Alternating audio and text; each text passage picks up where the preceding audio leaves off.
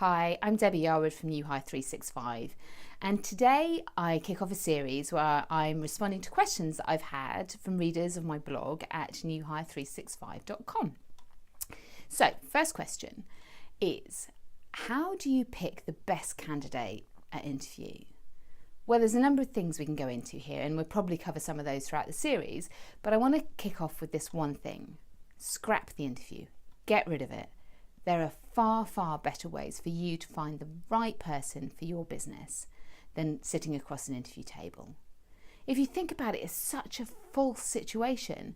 There's no other way, no other situation where you would use that kind of one-way barrage of questions in a situation where people are feeling really nervous to get to know them. It just doesn't bring the best out of people. You either get the really nervous person, and it's frustrating because you know that you're really not finding out about that real person because you just can't break through that barrier of nerves. And to be honest, for a lot of jobs, people don't need to excel in that high pressure environment that's an interview. So think about other ways to do that.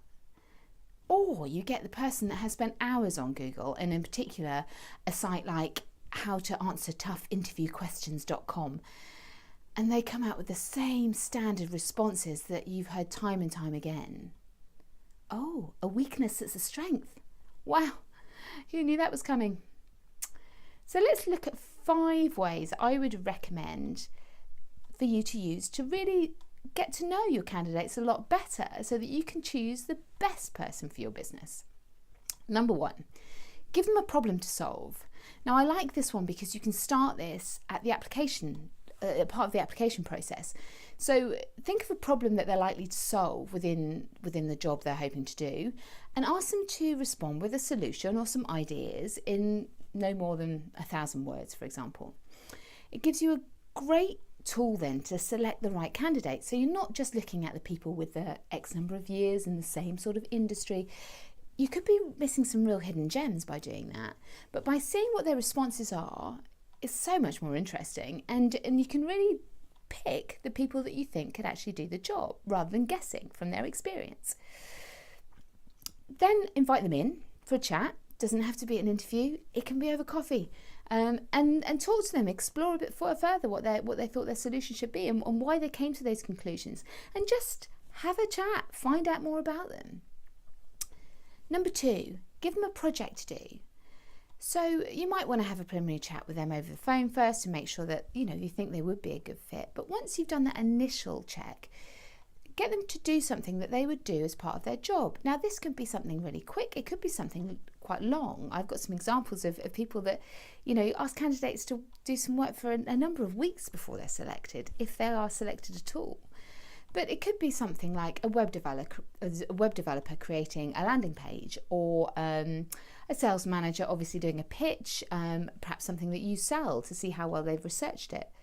A customer services manager feeding back her recommendations based on some actual stats and data that you've given her. You're seeing them in a way that they will be working on a day-to-day basis. Number 3, take them out of the interview zone. Take them for lunch with your team. I would always do an initial chat first because lunch hours are really precious and I don't want to waste them with people that I really don't think are going to make the cut. But invite them along, and it's fascinating to see how they act. Think about the behaviour that you're looking for, that you really want in this role, and see whether they demonstrate that. So, for example, how do they interact with the wait staff? Do they listen to what people say to them? Are they interested in other people, or do they just want to get their story across? It's a really, really interesting exercise. Number 4, ask them to tell you about something that's really important to them. Now, this is one of my favourites because you really get to see the true person. So ask them to prepare to discuss something that they're really passionate about. Now, I've had fascinating conversations based on this. I found out about people that are a foster parent that have done a lot of youth work, that have a passion for baking. They normally bring the food with them. That's fantastic.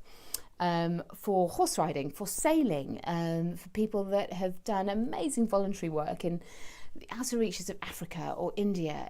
It's amazing. And when you get people to talk about something that they're really comfortable with and they really love, you really see their true self shine through.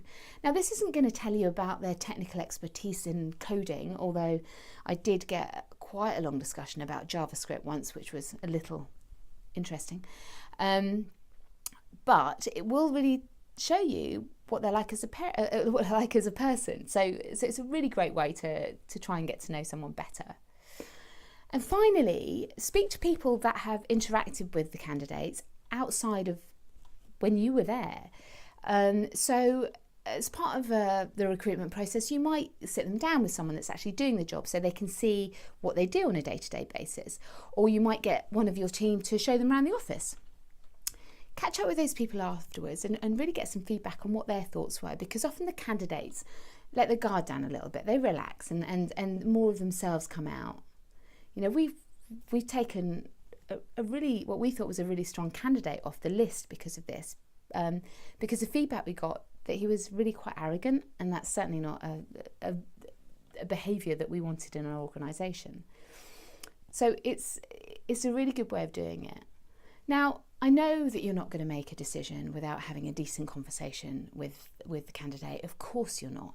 And these things will definitely help build that up. But it doesn't mean you have to have an interview. Have a conversation with them. Sit down, have a coffee, take them for a beer, go for a walk, do something different.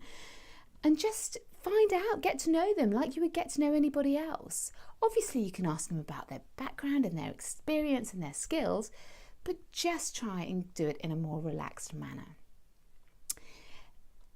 If you be creative, and there's all sorts of ways that you can do this, but just find ways to be creative to find the best candidate for your business. Because if you do things a little bit differently, you're going to be able to make the right choice, and your potential employee is also going to be able to make the right choice about you.